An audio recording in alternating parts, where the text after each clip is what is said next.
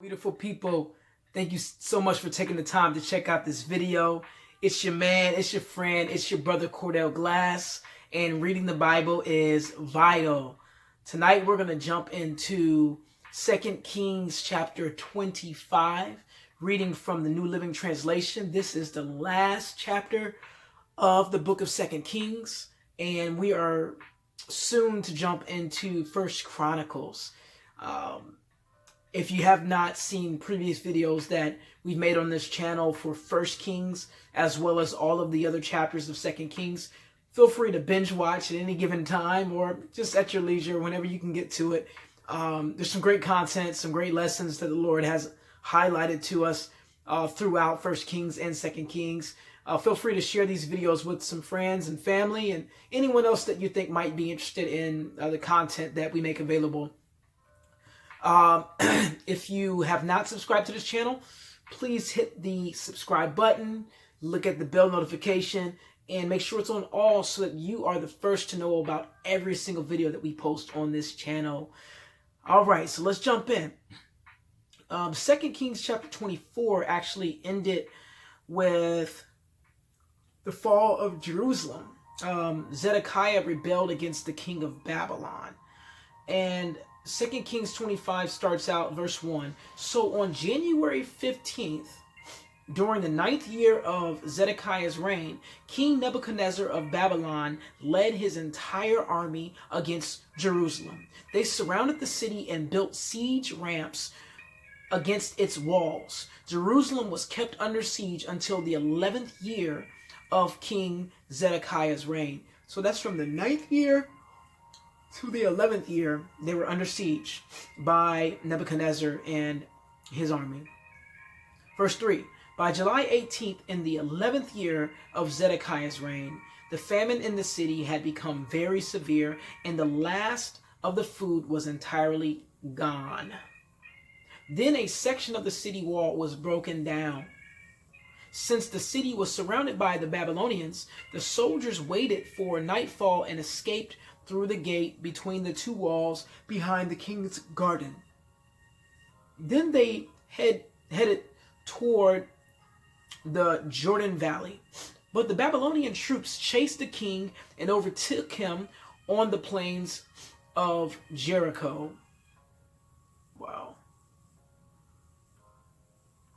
For his men had all deserted him and scattered. They captured the king and took him to the king of Babylon at Riblah, where they pronounced judgment upon Zedekiah.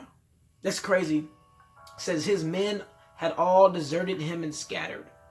Man, that's crazy. Even a king can have people around him that desert him and scatter away from him. You know, that's why we got to be very mindful about who we have in our corner and expect to have our back. Because I can imagine these people might have claimed to have King Zedekiah's back, saying, oh man, if anything goes down, trust me, we got your back no matter what happens. But then when it's all said and done, when the heat of the moment actually arises, the true colors of those individuals show.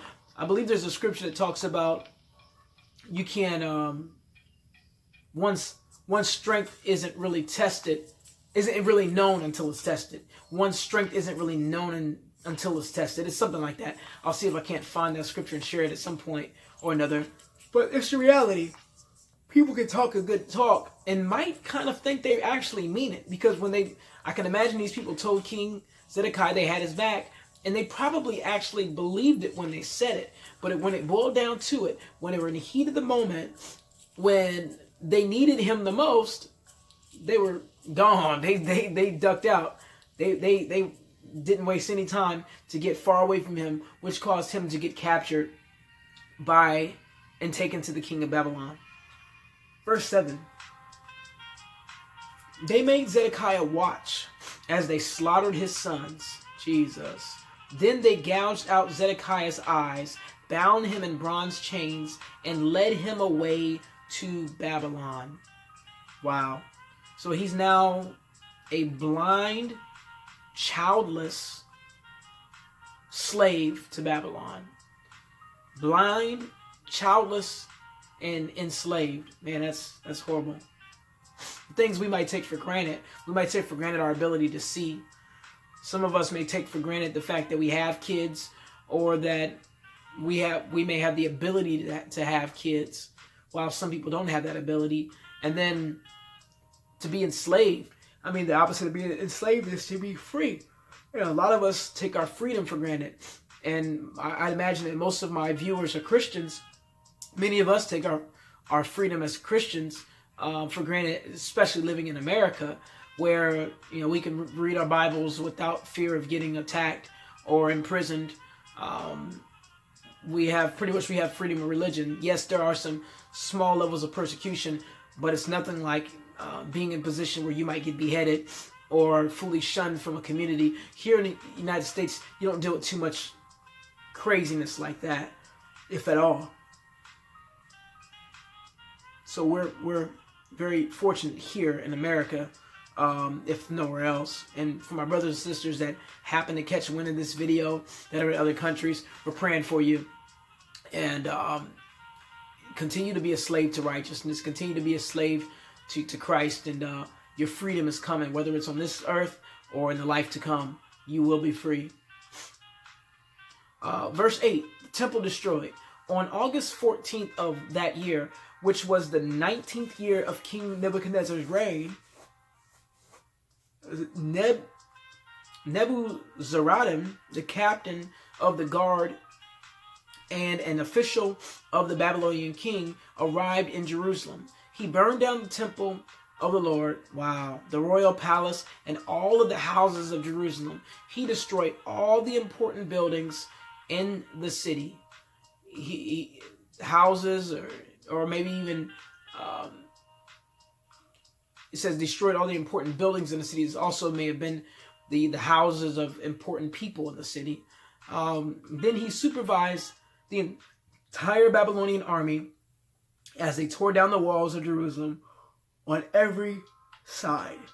Then Nebuzaradan, what's a tough name, Nebuzaradan, the captain of the guard, took as exiles the rest of the people who remained in the city, the defectors who had declared their allegiance to the king of Babylon, and the rest of the population. But the captain of the guard allowed some of the poorest people to stay behind to care for the vineyards and fields. The Babylonians broke up the bronze pillars in the front of the Lord's temple, the bronze water carts, and the great bronze basin called the sea, and they carried all the bronze away to Babylon. They also took all the ash buckets, shovels, lamp snuffers, ladles, and all the other bronze articles used for making sacrifices at the temple. The captain of the guard also took the incense burners and basins and all the other articles made of pure gold or silver. The weight of the bronze from the two pillars, the sea, and the water carts was too great to be measured. These things had been made for the Lord's temple in the days of Solomon. Destroyed. Each of the pillars was 27 feet tall. The bronze capital on top of each pillar was 7.5 feet high and was decorated with a network of bronze pomegranates all the way around. Nebuzaradan, the captain of the guard, took with him as prisoners Seraiah, the high priest, Zephaniah, the priest of the second rank, and the 3 chief gatekeepers. And from among the people still hiding in the city, he took an officer who had been in charge of the Judean army.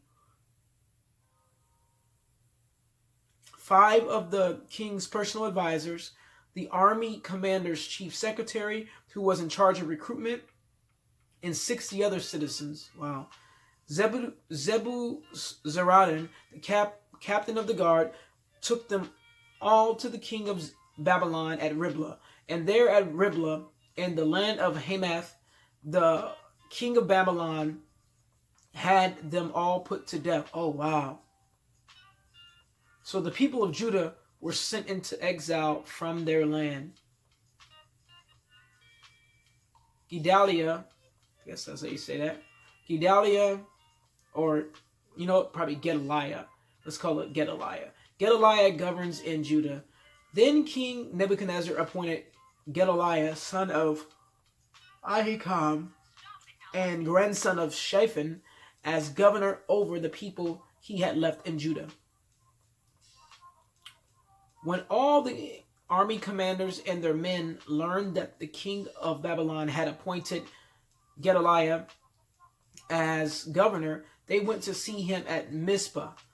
These included Ishmael, son of Nethaniah, Johanan, son of Kareah, Sariah, son of Tanhumeth, the Netophathite,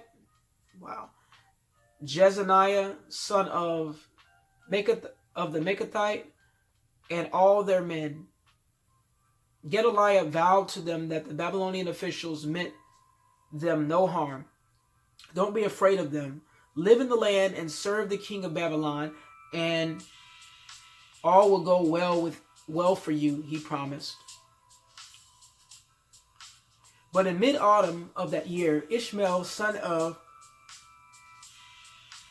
Nethaniah and grandson of Elishama, who was a member of the royal family, went to Mizpah with 10 men and killed Gedaliah. Oh, wow. He also killed all the Judeans and Babylonians who were with him at Mizpah. Then all the people of Judah, from the least to the greatest, as well as the army commanders, fled in panic to Egypt, for they were afraid of what the Babylonians would do to them. Wow. Hope for Israel's royal line. Verse 27. In the 37th year of the exile of King Jehoiachin of Judah, evil Merodach ascended to the Babylonian throne. He was kind to Jehoiachin and released him from prison on April 2nd of that year. He spoke kindly to Jehoiachin and gave him a higher place than all the other exiled kings in Babylon. He supplied Jehoiachin with new clothes to replace his prison garb and allowed him to dine in the king's presence for the rest of his life. So the king gave him a regular food allowance as long as he lived. Awesome. 2 Kings chapter 25. I don't have anything prolific to share from this chapter that I can really think of at the moment. Perhaps you do. So in the comments, feel free to share. I guess if anything stood out, I found it to be quite interesting that Gedaliah vowed to the people of Judah that the Babylonians meant no harm and that there was no need for them to be afraid, because it ended up happening that it says here, he also killed all the Judeans and Babylonians who were with him at Mizpah. You know, he thought that everything was fine. He thought there was peace. He put trust in these people, these Babylonians, expecting that none of them would bring harm to the Judeans. But obviously he was unfortunately wrong. So that stood out. Sometimes we just got to be very careful on who we put our trust in and what we let up, because he should have had his guard up against those people. Why would they protect any of those Jews, any of the Judean people? Why would this gentleman, why would Gedaliah believe that they were scot-free if the Babylonians killed all the other people, which maybe he didn't realize that, but he killed all the other people of Judah, from the most notable, the most wealthiest, the most influential. Why wouldn't he kill the poorer people also, right? So just gotta be careful who you put your trust in and what you put your trust in. So that's 2 Kings chapter 25. We'll be coming back with the next video starting in 1 Chronicles. It's going to be very similar to what we read in First Kings and Second Kings, but at the same time it'll be different. There'll be some more different details and maybe some additional stories. But let's rock with it, guys. Reading the Bible is vital. It's fun, and there's so much that we can learn from reading the Word of God.